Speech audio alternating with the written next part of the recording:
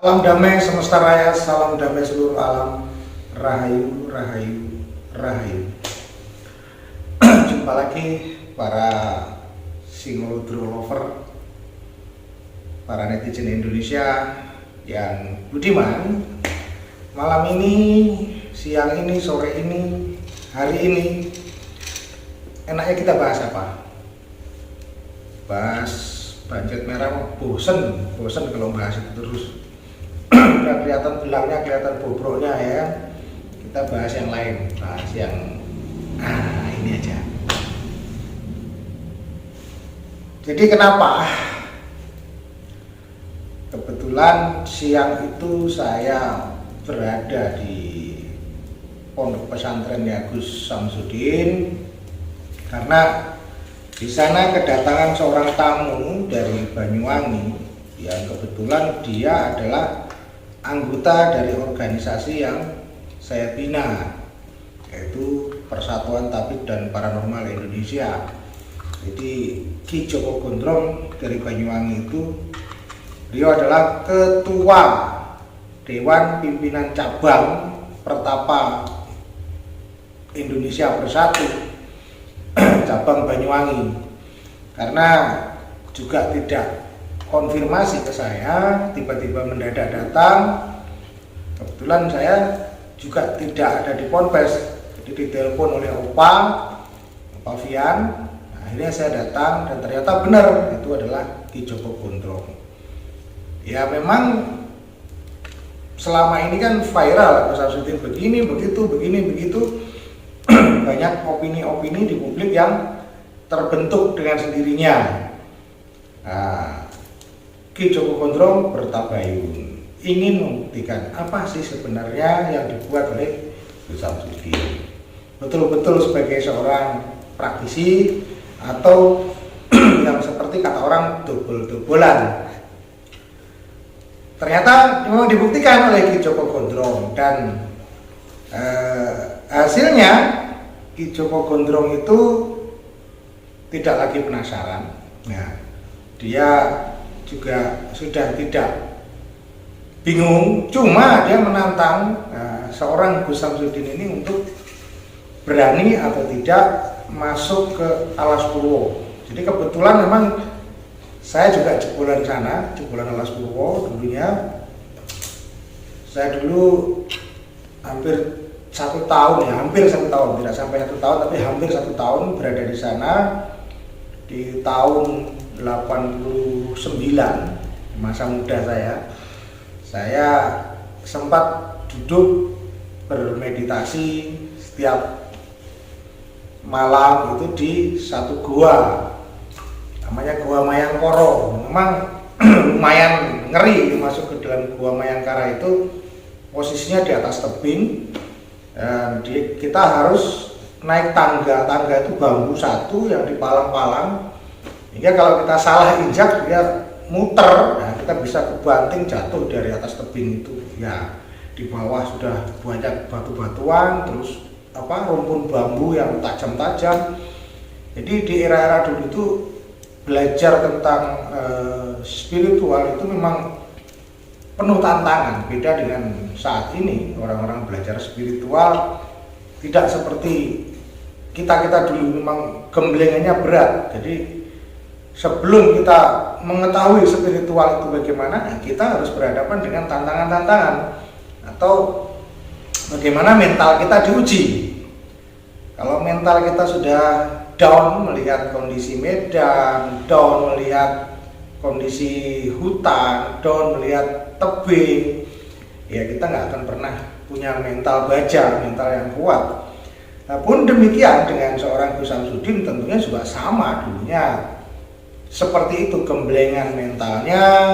Jadi pelajaran-pelajaran spiritual itu bukan spiritual spiritil seperti yang diomongkan si Bancet Merah itu penghinaan, karena kami orang tua-tua ini belajar spiritual memang berdarah-darah, meninggalkan keluarga, berkorban harta, air mata, waktu kita hampir 1/4 umur kita, bahkan sampai sekarang sudah separuh umur kita itu ya untuk berspiritual. Tapi kalau diejek, direndahkan, memang salah. Bagi mereka yang tidak memahami, dianggapnya spiritual ini main-main saja karena itu bahasa luar ya, bahasa Inggris. Spiritual, kan spirit tilil, nah, padahal itu jorok, nah seperti itu. Jadi kalau dalam bahasa Jawa yang dimaksud spiritual itu adalah kebatinan atau penghayatan. Dulu kalau sekarang kan ada penghayat kepercayaan kepada Tuhan Yang Maha Esa menggunakan bahasa itu. Kalau dulu kami adalah penghayat kebatinan. Artinya itu spiritual dalam bahasa Inggris. Jadi penghayat kebatinan. Kebatinan itu ya spiritual itu sendiri. Luas, di dalam kebatinan itu luas. Karena yang disebut batin itu ya meliputi pikiran, meliputi perasaan, meliputi rasa, dan meliputi jiwa. Itu adalah hal yang sifatnya batin. Nah, orang sekarang kan remeh, baru belajar tentang jiwa, tidak belajar tentang rasa, tidak mempelajari tentang baru belajar tentang pikiran, tidak belajar tentang rasa, tidak mengerti juga tentang jiwa, tetapi sudah menjustifikasi bahwa spiritual itu pembodohan atau bisa dikatakan spiritual itu bullshit.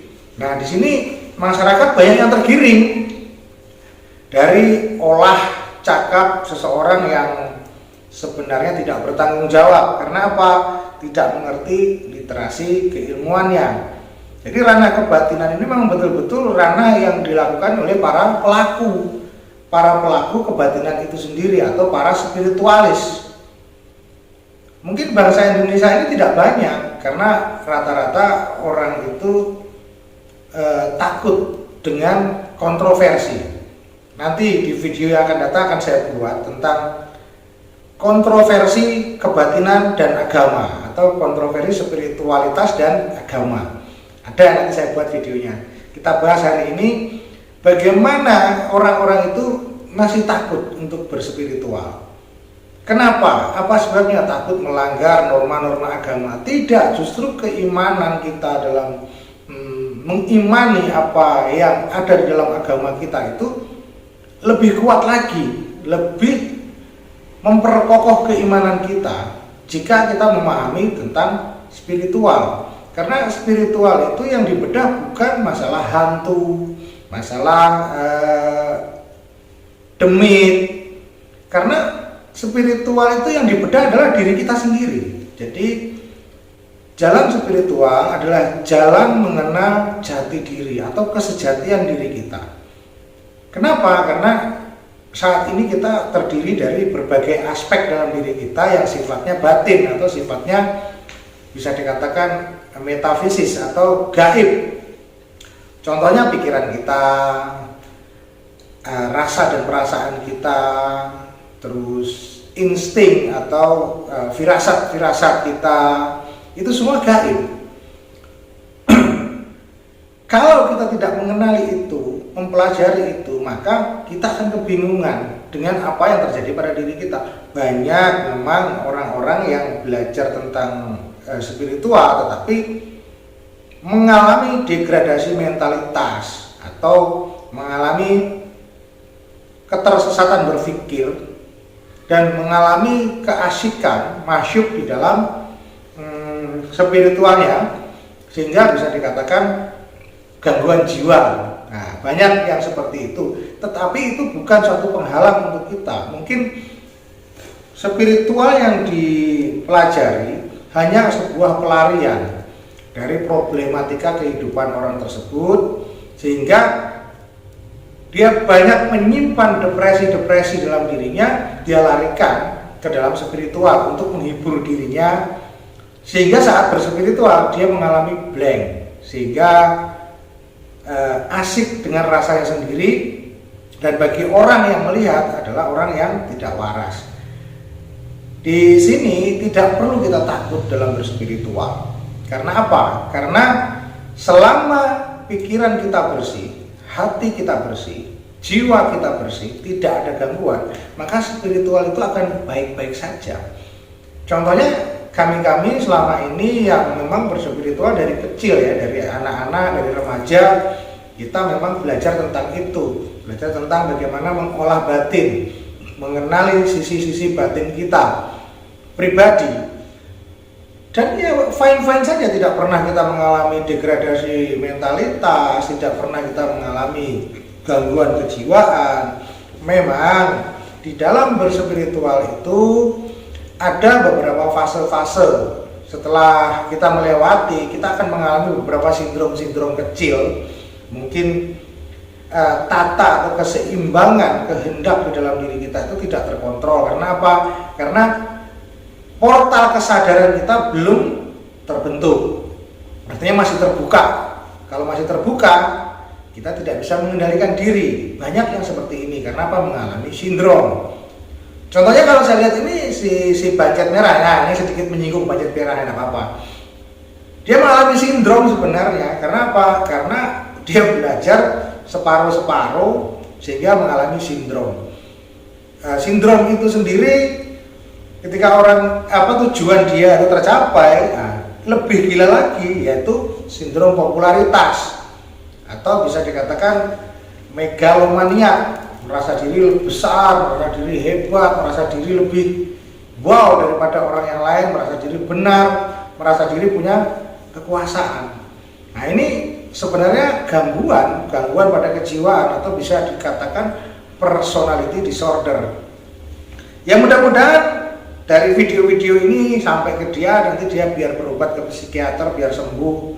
Ya kalau marah ya suruh datang sama saya, nggak apa-apa, saya temuin nanti saya sembuhin, keplak bundule. Baiklah, netizen yang budiman, kita lanjut lagi membahas tentang sedikit pemahaman spiritual.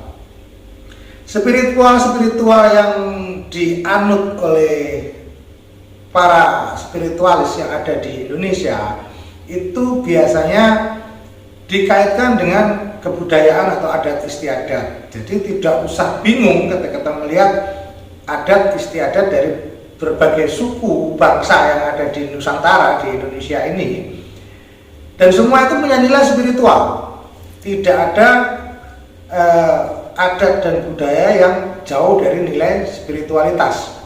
Contohnya kalau di Jawa bisa dibungkus spiritual itu dengan kesenian, ada kesenian kuda lumping, ada kesenian-kesenian yang lain. Bahkan kalau yang sekarang lagi tren, ada kesenian dolala, yang bermain adalah para wanita. Sebenarnya itu adalah sisi bungkus dari proses spiritualitas. Jadi pembelajaran spiritual dari kebudayaan dapat, dari sisi moralitas, pesan-pesan moral dapat. Artinya leluhur kita di Nusantara ini orang yang cerdas, orang yang pandai, cerdas, yang bisa mengemas spiritual itu dalam nuansa apapun. Bahkan di dalam nuansa keagamaan pun spiritual ini diterapkan. Tidak ada agama yang tanpa ada nilai spiritualnya, semua agama. Jadi untuk apa kita membuat kontroversi antara kebatinan atau spiritual itu dengan agama? Hanya orang-orang yang tidak memahami, mungkin orang-orang kelewat mengalami sindrom belief ya.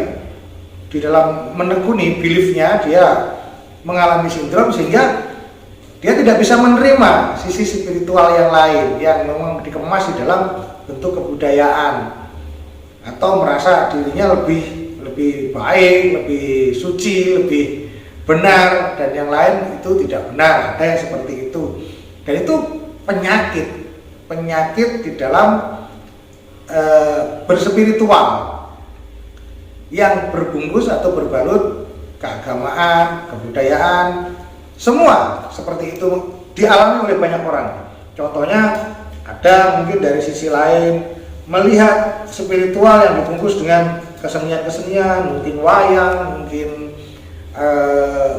kuda lumping, mungkin upacara-upacara yang lain yang terlihat sakral.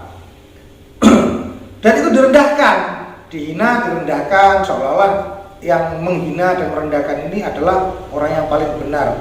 Tidak seperti itu. Karena kalau kita menilik kembali ke ideologi bangsa kita, yaitu Pancasila, semua kembalinya pada sila satu, yaitu ketuhanan yang Maha Esa. Itu Pancasila adalah suluk kebangsaan. Kalau saya bisa asumsikan ya, saya menganggap Pancasila itu adalah suluk kebangsaan. Bagaimana tidak? Karena itulah pemersatu bangsa, pemersatu bangsa dan pemersatu kemanusiaan yang ada di Nusantara. Tapi mungkin nilai-nilai Pancasila itu saat ini sudah banyak bergeser di anak-anak muda ya, kalangan anak muda, sehingga mengesampingkan itu hanya dihafal dan dibaca di sekolah. Setelah itu menerapkan dalam dirinya 0,0. Kalau kita dulu memang diajari pendidikan moral yang berlandaskan Pancasila. Anak-anak sekarang mungkin mengabaikan, hanya sekedar itu kurikulum di pembelajaran sekolah. Setelah lepas dalam berkehidupan bermasyarakat, mereka tidak terapkan, sehingga banyak terjadi yang sekarang ini, penghakiman-penghakiman yang saya nilai itu jauh dari nilai-nilai moralitas, apalagi moralitas kebangsaan. Bagaimana seorang anak menghina satu etnis, woi, kalau ngomongin daerah sana, waduh, kayak paling sakti gini, siapa dukun lu yang paling sakti? Nah, itu kan sudah jauh dari moralitas. Kenapa? Karena sudah menganggap etnis lain itu rendah. Nah, makanya jangan sampai terulang.